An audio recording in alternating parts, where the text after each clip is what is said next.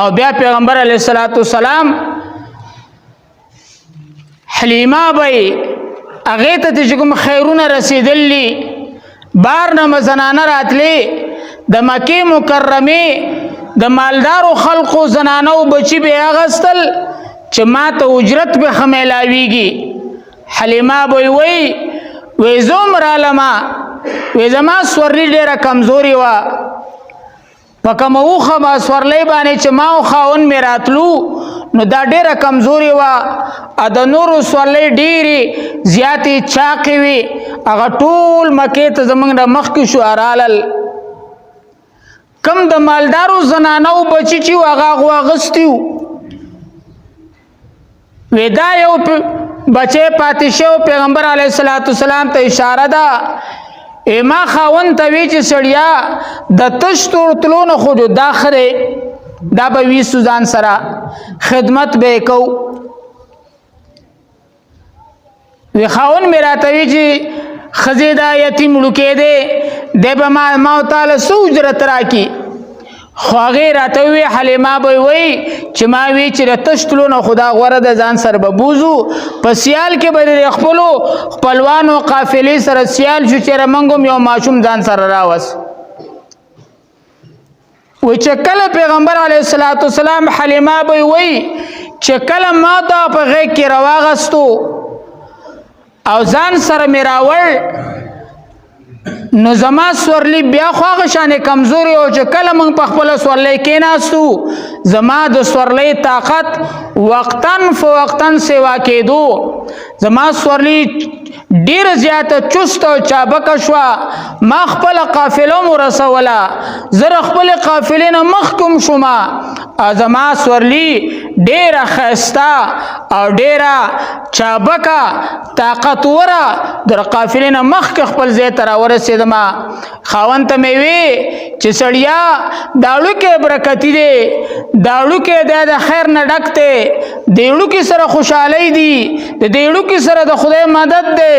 دا وړوکی د الله په در کې قبول دی او بیا به وی چې کله ما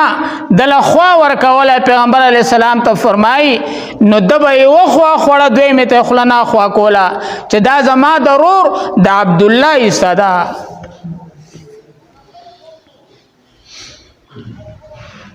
او زمونږ په کور کې خوشحالۍ رالی او د الله د نعمتونو دروازې په ما باندې پرانستلی شوې او بیا به پیغمبر علیه الصلاۃ والسلام چې لوی شو نو بیا به د خپل ورور عبدالله سره ګډې بېزې سر له بوتلې او یو پیرې حلیمه به فرمایي چې عبدالله ډېر په منډه منډه راغی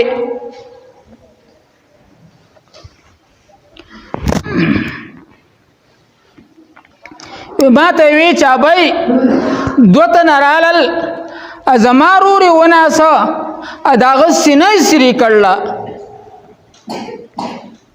وی زه په منډه منډه لاړمه پولې مې ترمنځه کولې اذان مې خپل محمد صلی الله علیه وسلم ته ورسو دی د یو پولې په خوا کې ولاړلی تک زیړ شوی دی او په غېږ کې مې راواغستو ځان ته مې نږدې کړو ما وی بچه ولې وی چې داسې یو دوه تنه راغلي وو او زما سینه یې سري کړه او بیا برابر یې کړه زه برابر دا فرشتې وي الله را لېږلې وي صفایي د سینې کوله د انواراتو نه یې ډکوله ما پیغمبر علیه السلام ته فرمایي چې مې راوست او بیا مې وی چې یاره دشمنان ډېر دي دی رانه ضایع نه کړي بیا مې مکې مکرمې ته راوستو حواله مې کو او فرمایي چې پیغمبر علیه السلام ته دریو زنانو خوا ورکړله خپلې مور حلیمه بی او سویبیا دا دریو زنانو پیغمبر علیه السلام ته خوا ورکړې او پیغمبر علیہ السلام د شپږو کالو چې مور ابي وفات شو بیا د 8 کالو چې ابو طالب سے وفات شو عبدالمطلب صاحب نیکي او پلار یې د پیدایش نه مخکې وفات شوی او بیا د 12 کالو چې ابو طالب صاحب ځان سره شام ته د تجارت لپاره بوتو بیا خدیجه وی چې هغه یو سرداره یو مالداره زنانه په مکه مکرمه کې هغې د خپل د تجارت ته سامان واکدار جوړ کو وی مال دا خرڅوه شام ته ویسا او بیا چې هغه واپس راغی ډېره منافع کړې وه د هغې خوښ شو د هغه امانتداري د هغه صداقت د هغه رښتینوالی د هغه ښکلې ښایسته اخلاق هغې نه متاثره شوه د نکاح پیغام یې ورته ولیږو چې ما سره نکاح وکړه پیغمبر علیه السلام خپل تره ته ووی چې تره داسې پیغام راغلی ستا څه رایې ده وی بالکل نکاح سره وکړه نو پیغمبر علیه السلام د 50 کالو او خدیجة الکبرا رضی الله تعالی عنها د 40 کالو او بیا پیغمبر علیه السلام غار حرا ته ځي هلته د الله عبادت کوي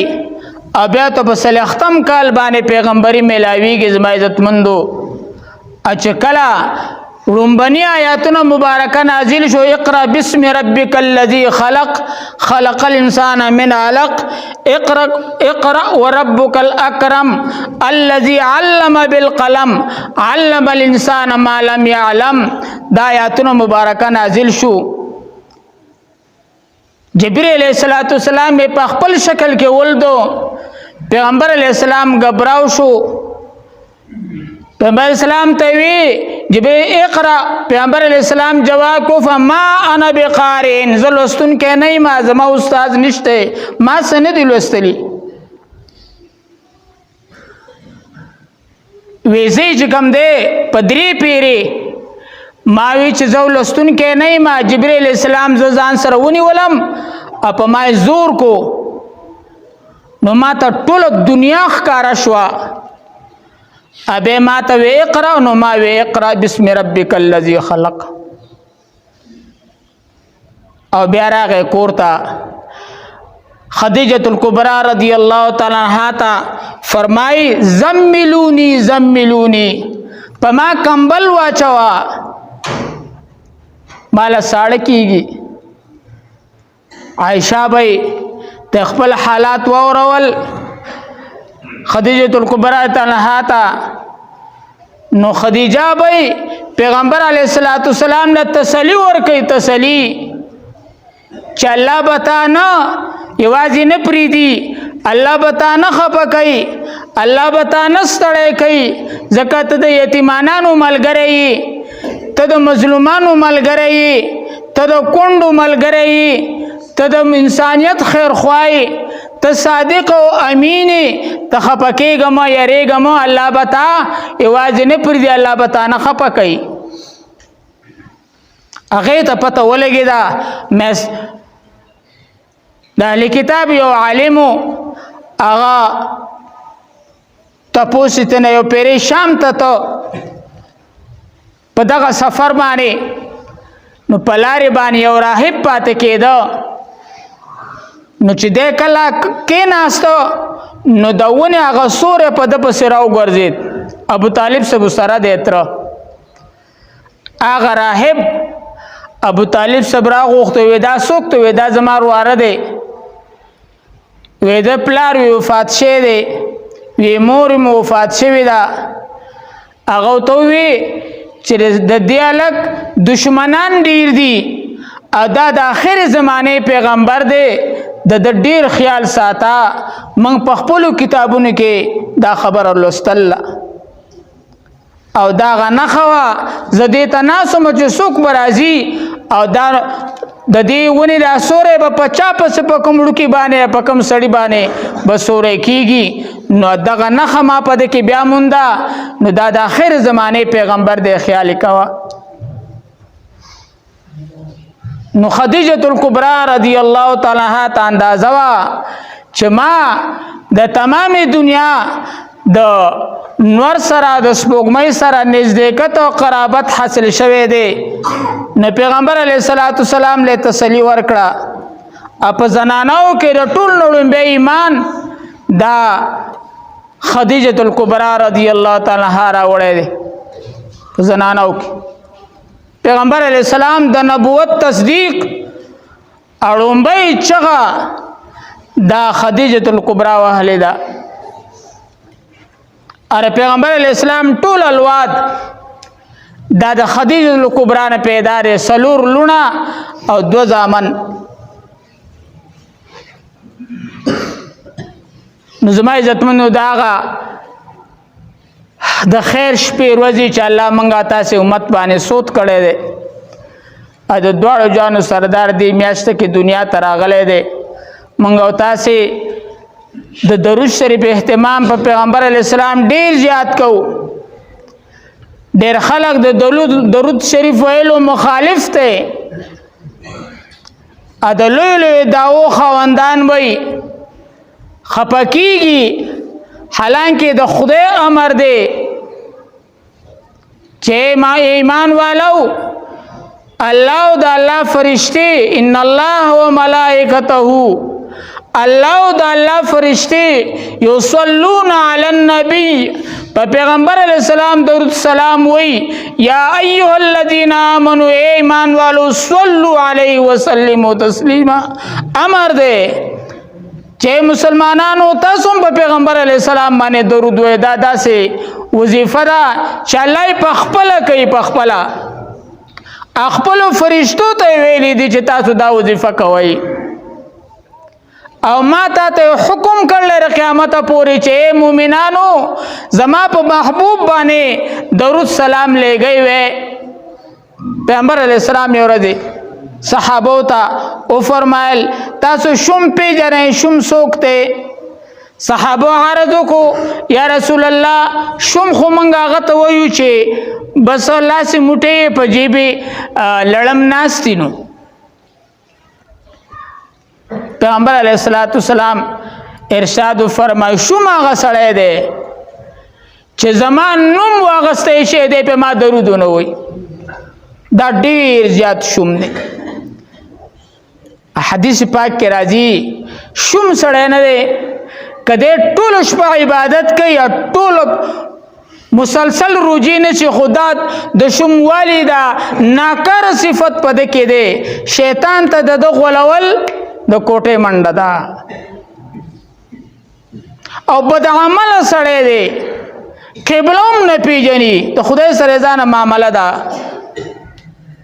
خو سخی دی، سخاوت پکې دی. شیطان وي د دغ ولول په ما ډیر ګران دي، د سخی سره نه شم غولولې ځکه داغه د خدای رحمت هغه طرف ته متوجي. ادا شومتیا داس ناکار صفت ته چې امان غواړه تسجدی ډیر کوي او تلاوتونه ډیر کوي. نو استاد تلاوت نه استاد سجدونه مسلمانانو ته صفه اختزان لکای. خیر الناس من ينفع الناس، بهترین په خلقو کې هغه څوک دی چې خلقو ته خیر رسي، هغه د خلقو ته نه خیر رسي، فائدہ رسي، دا د الله پنځ غوړه دی. نو الله دې د شومتیا د صفت زموږ ستاسو نه لري کی وره. شومتیا ډیر ناکار، ډیر ناکار. شیطان اکثر بیا په ځن کدن کې دادا سي شیخان غونی الله دې رحم کو خوېږي. ادا کم چې قبله نه پیژني خو سخی د سخاوت صفت پکې په د خدای مهرباني او فضل کوي. په اخر کې اخر خاتمه الله پاک د ایمان سره د کلمې سره د نیک عمل سره نصیب کوي. الله دې زموږ استاد نصیب کړي. نارز مدا کو ټیم وختو الله دې منګه تاسو د پیغمبر علی السلام سره محبت ادا کامل اتباع تر قیامت پورې اخره پورې نصیب او فرمای. الله دې پیغمبر علی السلام مبارک تعلیمات زمونږ اساس په ژوندۍ کې راولي. الله دې پیغمبر علی السلام ادا منګه تاسو ټول ته خسته خپل ښکارا کی په ژوندۍ کې د الله پال دراتلو ادا سعادت زمونږ اساس نصیب کی. واخر دعوانا الحمدلله رب العالمین.